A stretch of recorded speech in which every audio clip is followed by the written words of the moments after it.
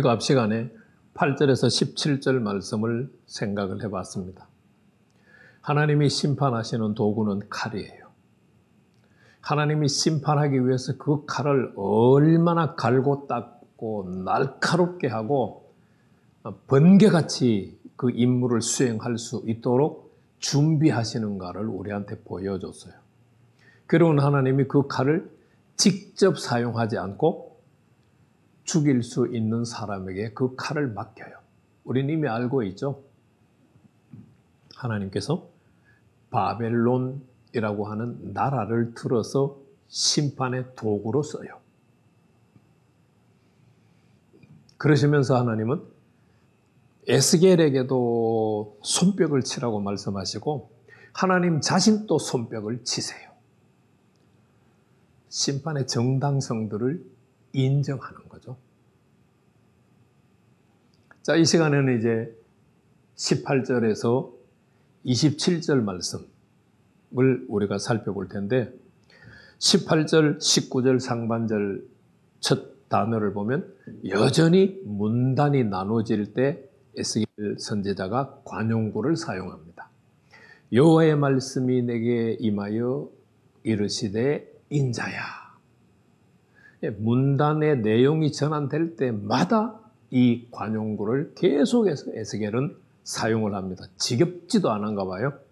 그러나 하나님이 주셨다는 것을 지금 강조하고 있는 말이에요. 에스겔 자신이 하고 있는 말이 아니에요. 여호와 하나님이 주셨기 때문에 전달하는 말씀이에요.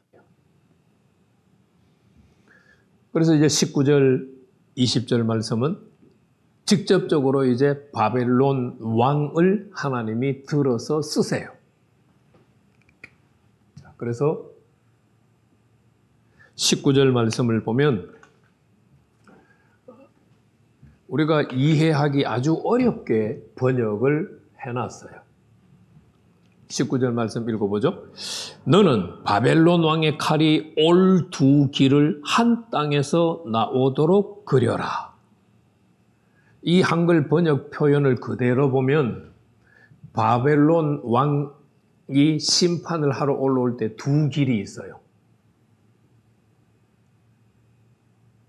두 길이 있는데 이 두 길이 한 땅에서 나오도록 그려라. 이렇게 지금 한글 성경으로는 번역이 되어 있어요. 그런데 19절 하반절 말씀을 보시면은요, 성으로 들어가는 길 어귀에다가 길이 나눠지는 표시를 하라. 이거는 이제 심판의 장소에 왔어요. 심판의 장소에 왔는데 심판의 장소가 1, 2가 있어요. 이 어귀에 오거든 다시 두 길을 여기에다가 사인판을 그려라. 자, 1로 가면은 예루살렘, 1위로 가면은 암몬이라고 하는 사인판을 그리라는 거예요. 그러면 여기서 두 길로 출발한다는 의미가 아니죠. 자, 이 말씀은 20절 말씀에 20절 말씀 아니라 21절 말씀 보세요. 바벨론 왕이 갈래길 곧 두 길 어귀에 서서, 그러니까 처음부터 두 길이 아니라는 뜻이에요. 그러니까 우리 한글 성경 번역이 애매하게 돼 있는 거죠. 쉽게 번역을 하면 바벨론 왕이 바벨론에서 출발할 때는 한 길로 갔다가 두 길을 그려라. 그리고 여기가 이제 갈래길이에요. 갈래길. 21절에 의하면은 갈래길. 여기에 오게 되면은 앞쪽에서 말한다면은 19절 하반절 말씀으로 하면은 지시표, 한글로는 지시표라고 번역했는데 사인판, 도로 표지판, 사인판을 그려라 하는 거예요. 뭐 이제 이해가 되시죠? 네. 바벨론에서부터 출발할 때는 한 길로 와서 예루살렘과 암몬 지역에 와서는 두 길을 나누어라라는 얘기예요. 그리고 두 길 나누어는 지점에 사인판을 그려라. 1로 가면은 예루살렘입니다. 2로 가면은 암몬입니다. 라고 그리라는 거예요. 그래서 20절 말씀에 칼이 암몬 족속의 랍바에 이르는 길과 암몬 족속의 고대 암몬 족속이 사는 도시의 수도가 랍바예요. 이 암몬 족속이 사는 지역은 현대는 요르단이죠. 그러니까 이 고대의 랍바는 현대의 요르단의 수도인 암만이라고 하는 지역이에요. 자, 그리고 유다의 견고한 성 예루살렘에 이르는 길을 그려라. 그러니까 바벨론 왕은 하나님의 심판의 도구가 되어서 심판을 위해서 열심히 행진해서 왔는데 두 길을 맞닥뜨려요. 하나는 암몬으로 가는 길, 하나는 예루살렘으로 가는 길이에요. 자, 이 길에 섰을 때, 이렇게 됐을 때 바벨론 왕은 어떻게 할 것인가? 그 이야기가 21절, 22절의 상반절까지 기록이 되어 있어요. 21절 말씀, 바벨론 왕이 갈렛길 곧 두 길 어기에 서서 점을 쳐요. 하나님께서 심판을 맡기셨으면은 하나님을 알면은 어디서 누구부터 먼저 쳐야 돼요라고 물을 수 있잖아요. 그런데 지금 바벨론 왕이 여호와 하나님을 모르니까 그렇게 물을 수가 없죠. 그래서 점을 쳐서 암몬으로 갈까 예루살렘으로 갈까를 결정하는 거예요. 그 점을 치는 방식을 보세요. 화살들을 흔들어 가지고 바벨론이 섬기는 우상에게 물어요. 화살을 화살 전통에다가 화살을 넣어 가지고 뽑든지 어떻게 하든지 하겠죠, 그죠?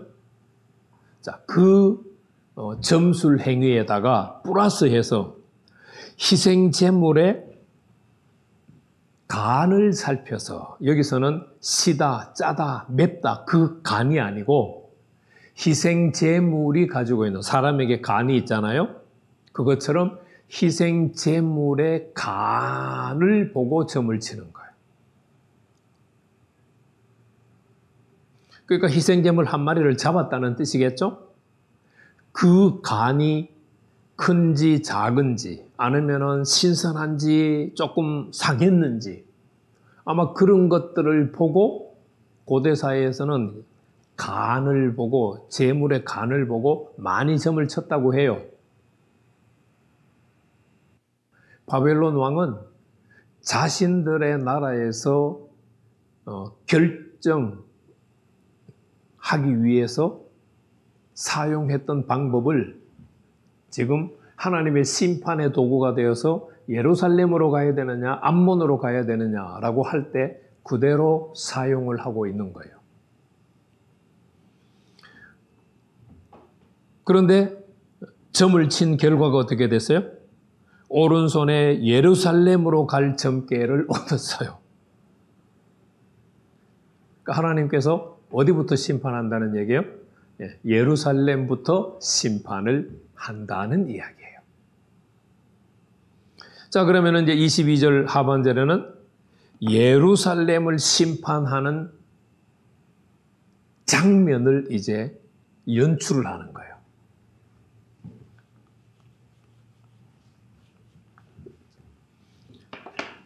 22절에 바벨론 왕이 점괘를 얻어서 이제 예루살렘을 치는 것이 결정이 됐어요. 그러면은 예루살렘을 치기 위해서 어떻게 해요? 자, 첫째, 공성태를 설치하며, 그 다음에 두 번째, 입을 벌려 죽이며, 세 번째, 소리를 높이 외치며, 세 번째, 성문을 향하여 공성태를 설치하고, 네 번째, 토성을 쌓고, 다섯 번째, 사다리를 세운다. 자, 이 내용을 어디서 본 듯 하지 않아요? 에스겔서 4장에서 여호와 하나님이 에스겔에게 퍼포먼스를 그리라. 퍼포먼스를 통하여서 하나님의 심판, 여호와의 심판을 전하라고 말씀하실 때 이 이야기를 거의 그대로 언급을 하셨어요. 4장 1절에서 3절 말씀 보면은 여호와 하나님께서 에스겔에게 흙으로 토판으로 예루살렘을 그려라. 그리고 그 예루살렘에 뭐를 하라? 토성을 사다리를 세워라. 삥 둘러가면서 예루살렘을 삥 둘러가면서 사다리를 세워라. 예루살렘을 삥 둘러가면서 토성을 쌓아라. 그리고 예루살렘을 삥 둘러가면서 진을 쳐라. 그리고 예루살렘을 삥 둘러가면서 공성태를 마련해라. 그런데 그게 이제 여기서 진을 치라는 말만 없고 세 가지가 다 있죠. 자, 토성을 쌓고 사다리를 세우고 공성태를 설치해라. 그리고 어떻게 하라고요? 큰 소리로 외치면서, 큰 소리로 외치면서 공격을 해서 사람들을 심판해서 죽이라는 거예요. 그래서 22절의 공격 방법은 4장 1절에서 3절에서 말씀하셨던 방법 그대로예요.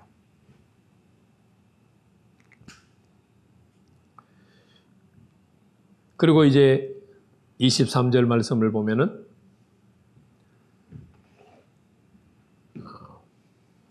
일단 23절 읽고 말씀을 드리겠습니다. 전에 그들에게 맹약한 자들은 그것을 거짓 점괘로 여길 것이나 바벨론 왕은 그 죄악을 기억하고 그 무리를 잡으리라. 자, 전에 그들에게 맹약한 자들은 그것을 거짓 점괘로 여긴다. 여기서 그것은 뭐를 얘기해요? 21절 말씀에서 바벨론 왕이 친 점괘를 가리켜요. 지금 누군가는 바벨론 왕이 화살을 흔들어서 우상에게 묻고 희생 제물의 간을 보고 점괘를 찾았어요. 그러니까 쉽게 표현하면 바벨론 왕이 내가 점을 쳤는데 여호와 하나님께서 예루살렘을 치라고 해서 이 소리를 듣는 자들은 그 점괘를 인정해요? 인정하지 않아요? 네. 그 점괘를 거짓 것으로 여긴다는 거예요. 그러면 이 바벨론의 포로로 살고 있는 사람들이 점괘를 거짓 것으로 여길 수밖에 없는 것은 누구의 영향 때문이에요? 네. 에스겔서 13장에 기록되어 있는 거짓 선지자들과 남자 거짓 선지자들과 여자 거짓 선지자들의 말 때문이에요.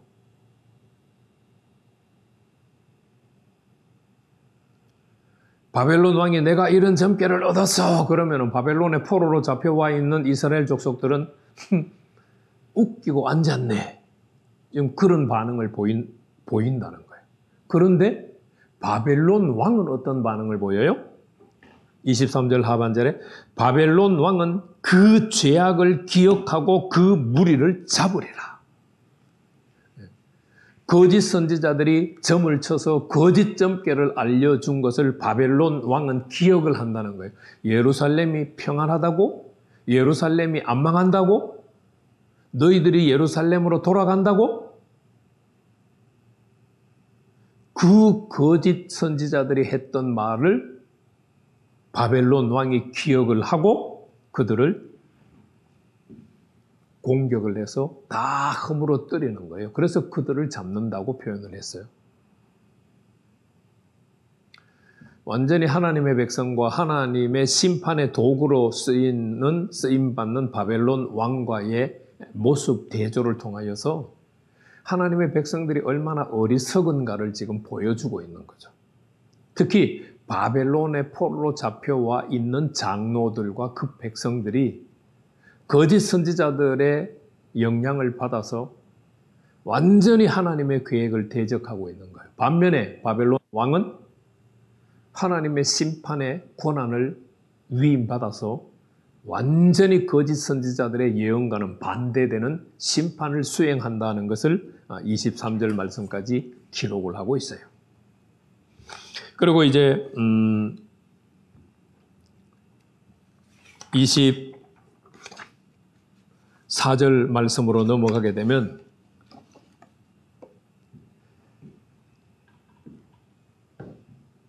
심판을 받게 되는 사람들이 심판을 받을 때 그들이 지은 죄가 하는 역할이 있어요. 24절 말씀 보세요. 그러므로 주 여호와께서 이같이 말씀하셨느니라. 너희의 악이 기억을 되살리며. 심판을 받는 이스라엘 백성들은 심판을 받으면서 그들이 범죄했던 것들이 그들의 기억을 다 되살리는 거예요. 너희의 허물이 드러나게 하며 너희 모든 행위의 죄가 다 나타났도다. 너희가 기억한 바 되었은즉 그 손에 잡히리라. 다시 말하면, 쉽게 설명을 하면 바벨론 왕이 유다를 막 심판을 해요. 무자비하게 신속하게 심판을 해요. 그럴 때 심판을 받는 사람들이 자신이 지은 죄를 기억을 해요. 그 죄가 다 드러나는 거예요. 그 죄로 인해서 그들이 바벨론 왕에게 잡히리라, 심판받는 것이 확증이 되는 거예요.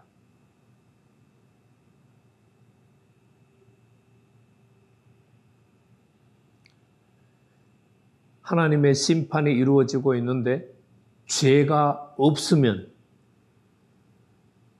죄가 기억나지 않겠죠.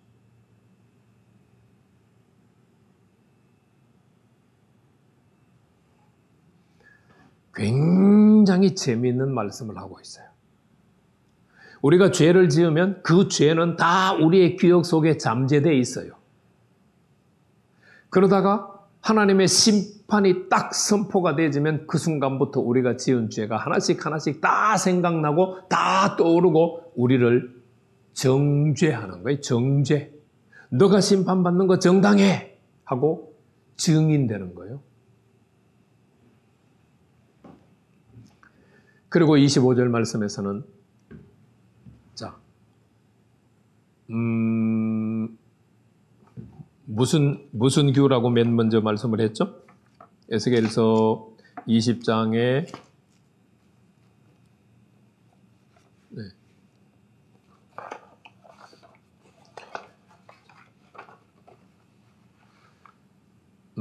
무슨 규?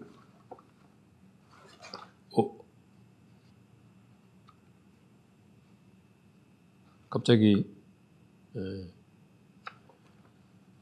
기억이 안 나네요.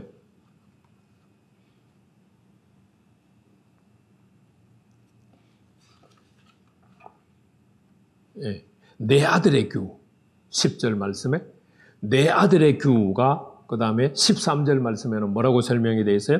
업신여기는 규. 그리고 25절 말씀에서는 지금 뭐라고 언급이 되어 있다고요? 이스라엘 왕. 내 아들의 규, 업신여기는 규, 이스라엘 왕. 그래서 이제 이스라엘 왕에 대한 심판을 딱 25절 한 절에서 독립시켜서 다뤄주고 있어요. 너 극악하여 중상을 당한 이스라엘 왕아, 내 날이 이르렀나니 곧 죄악의 마지막 때라. 이스라엘 왕은 죄가 너무 커서 중상당한다라고 표현했는데 오늘날 우리가 사용하는 말로 번역하면 천벌 받는다 라고 번역을 하면 딱 맞을 것 같아요. 이스라엘 왕은 천벌을 받아요. 하나님의 벌을 받아요. 그리고 이스라엘 왕에게 뭐가 이르렀어요? 네. 심판의 날이 이르렀어요. 그리고 이 하나님의 심판은 이제 다시 없어요. 마지막 심판이에요. 아까도 적었었지만 BC 605년에 1차 심판, BC 597년에 2차 심판, 이제 BC 588년부터 시드기야 왕 9년째부터 예루살렘을 포위하고 공격하기 시작해서 11년째에 예루살렘이 멸망되는데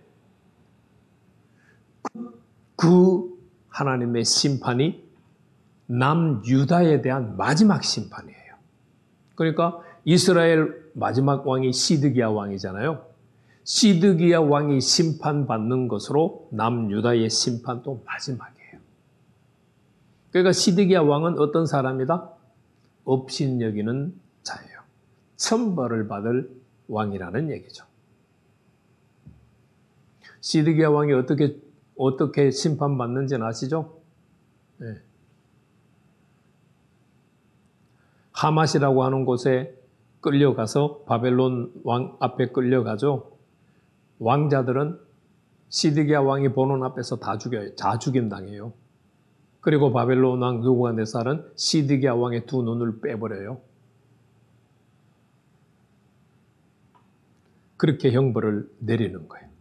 그렇게 지금 25절 말씀에서 이스라엘 왕은 천벌을 받는다라고 하나님께서 에스겔 선지자를 통하여서 선포하라는 겁니다.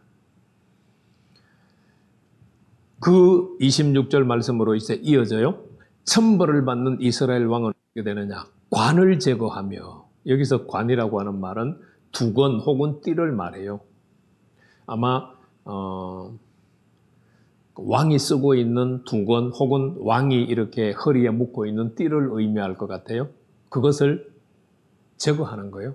그리고 왕관도 벗겨서 폐위시킨다는 것이죠.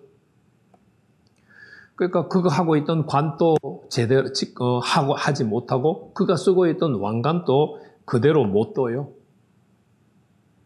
하나님은 어떤 분이시기 때문에 낮은 자를 높이고 높은 자를 낮추시는 분이기 때문이에요.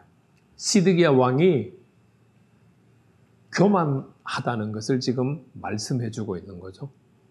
시드기야 왕뿐만 아니라 유다의 전대 왕들이 낮은 자세를 취해서 하나님의 뜻을 받들고 간 것이 아니라 자신이 하나님의 자리에 앉아서 교만하게 정치를 한 마지막 결말이 두건 혹은 띠를 제대로 매지 못하고 있고 쓰고 있던 왕관도 다 벗어야 된다는 것을 지금 말씀하고 있어요. 그래서 27절 남유다에 대한 마지막 심판을 말하는 27절 말씀에 보면은요, 내가 엎드려뜨리려니와. 무슨 얘기예요? 여호와께서 엎드려뜨린다라고 하는 말은 파멸이다. 세 번이나 반복을 해요. 엄청나게 강조하고 있다는 말이죠. 반드시 파멸이다. 파멸이다라고 지금 외치고 있는 거예요. 이것이 다시 있지 못하리라. 이 하나님의 심판은 다시 있지 않아요. 왜? 마지막 심판이기 때문에. 그래서 마땅히 얻을 자가 이르면 그에게 주리라.